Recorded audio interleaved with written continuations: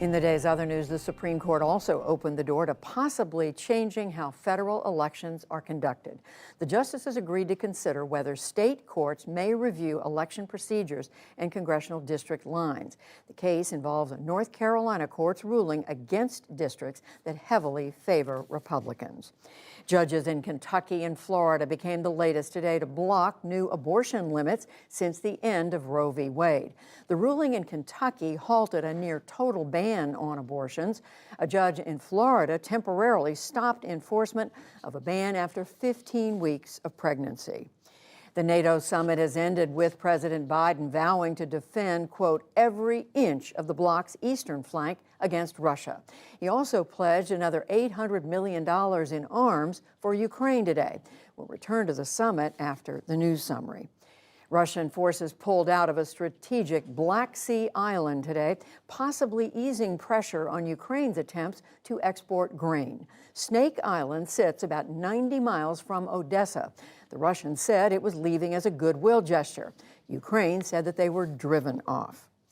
Hong Kong made ready today for the 25th anniversary of its return from British to Chinese rule. Crowds and performers welcomed China's President Xi Jinping. Under his rule, authorities have cracked down on protests and any form of dissent in Hong Kong and barred opposition candidates from elections. Xi praised the changes. In the past period of time, Hong Kong endured difficult tests one after another, overcame risks and challenges one after another. After the storms, Hong Kong reemerged from the fire and was reborn. Hong Kong is showing vibrance. This was Xi's first visit to Hong Kong since mass pro-democracy protests there in 2019.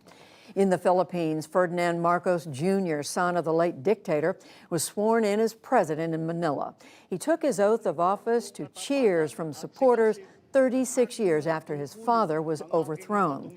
The new president glossed over the widespread corruption and human rights abuses under Marcos Sr. and predicted a bright future.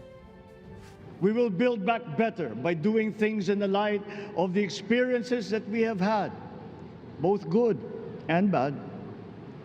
It doesn't matter. No looking back in anger or nostalgia.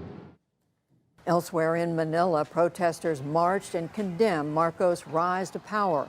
They said he pulled it off by whitewashing his family's past.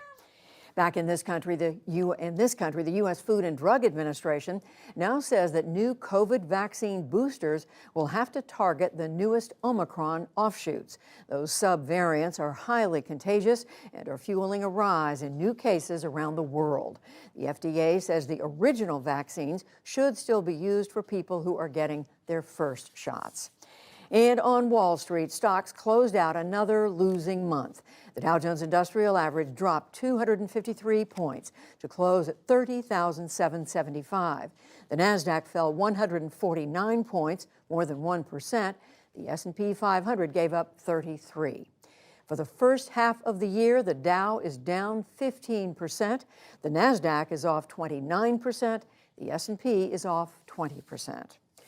Still to come on the NewsHour, the president of Lithuania discusses tensions with Russia amid cyber attacks and the war in Ukraine.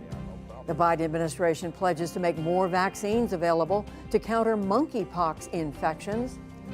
An openly gay puppeteer uses his art to bring understanding to his small hometown in Kansas, plus much more.